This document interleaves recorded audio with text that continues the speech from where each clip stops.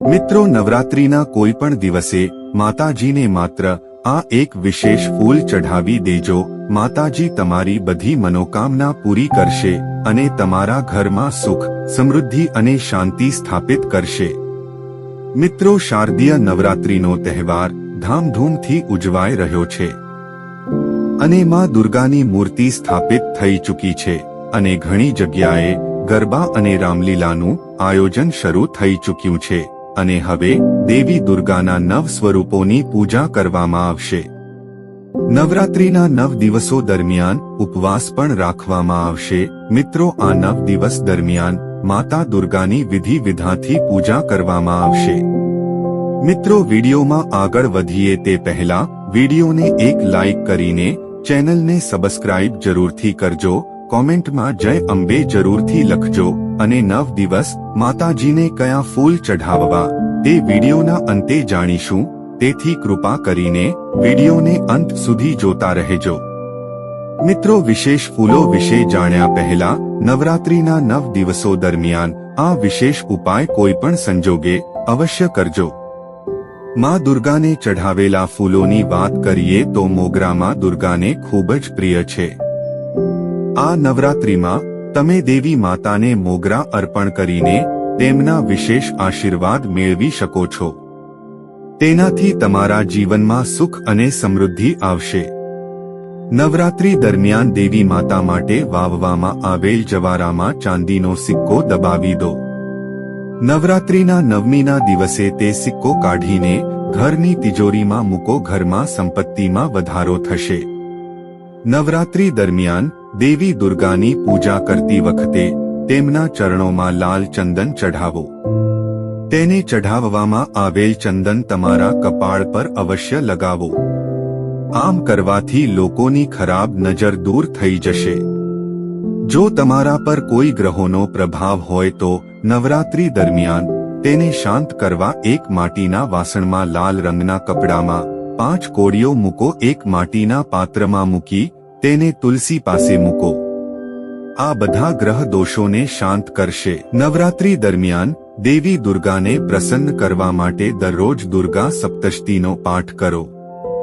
માં દુર્ગાના સ્તોત્રનો પાઠ કરવાથી તે તમારી બધી મુશ્કેલીઓ દૂર કરશે. નવરાત્રી દરમિયાન દેવી દુર્ગાની પૂજા અને સપ્તશતીના પાઠ કર્યા પછી દરરોજ એક લાલ ફૂલ લઈને તેને ઘરની પૂર્વ દિશામાં દાટી દો. 9 દિવસ સુધી આમ કરવાથી ઘરમાં રહેલી દરેક પ્રકારની નકારાત્મકતાનો નાશ થશે. એવી માન્યતા છે કે નવરાત્રી દરમિયાન માં દુર્ગાની સામે ચોમુખી દીવો પ્રગટાવવો જોઈએ. આમાં સરસવના તેલનો ઉપયોગ કરવો જોઈએ. એવું માનવામાં આવે છે કે સરસવના તેલનો દીવો પ્રગટાવવાથી અટકેલા કામ પૂર્ણ થાય છે.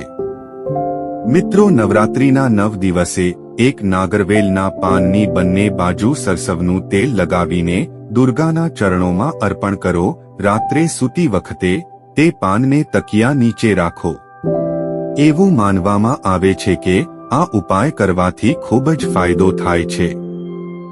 જો તમે દેવી દુર્ગાને ઝડપથી પ્રસન્ન કરવા માંગો છો તો નવરાત્રીના 9 દિવસોમાં પૂજા કરતી વખતે એક નાગરવેલના પાન પર ગુલાબનું ફૂલ મૂકી ત્યારબાદ નવરાત્રીની 9મી પર પૂજા કર્યા બાદ તમામ સોપારીને નદીના પાણીમાં તરતા મૂકો.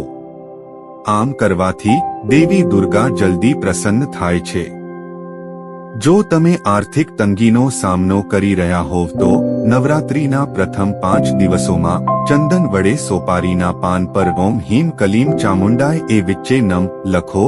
ત્યારબાદ 9મીના દિવસે આ પાંદડાને લાલ કપડામાં બાંધી 9મીના દિવસે કપડાને તિજોરીમાં રાખો.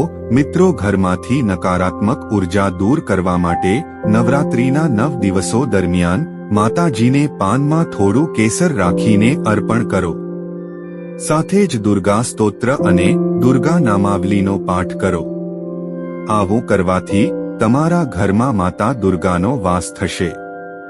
મિત્રો, નવરાત્રી હિન્દુ ધર્મમાં એક મહત્વપૂર્ણ તહેવાર છે જેમાં દેવી દુર્ગાના 9 સ્વરૂપોની પૂજા કરવામાં આવે છે. તેમજ દરેક દેવીનું એક વિશેષ સ્વરૂપ હોય છે અને તેની સાથે કેટલાક ખાસ ફૂલો પણ જોડાયેલા હોય છે. દેવીની પૂજામાં ફૂલોનું મહત્વનું સ્થાન છે, કારણ કે ફૂલો માત્ર દેવીને જ પ્રસન્ન કરતા નથી, પરંતુ ભક્તોની પવિત્રતા અને ભક્તિનું પણ પ્રતીક માનવામાં આવે છે. મિત્રો, જો નવરાત્રી દરમિયાન દેવી દુર્ગાની પૂજા યોગ્ય ફૂલોથી કરવામાં આવે તો તેમના આશીર્વાદ મેળવવાનું વધુ સુલભ બની શકે છે. ચાલો જાણીએ કે નવ દેવીઓના પ્રિય ફૂલો કયા કયા છે. મિત્રો, નવરાત્રીના પહેલા દિવસે દેવી શૈલપુત્રીની પૂજા કરવામાં આવે છે. તેને ખાસ કરીને સફેદ અને ગુલાબી ફૂલો ગમે છે.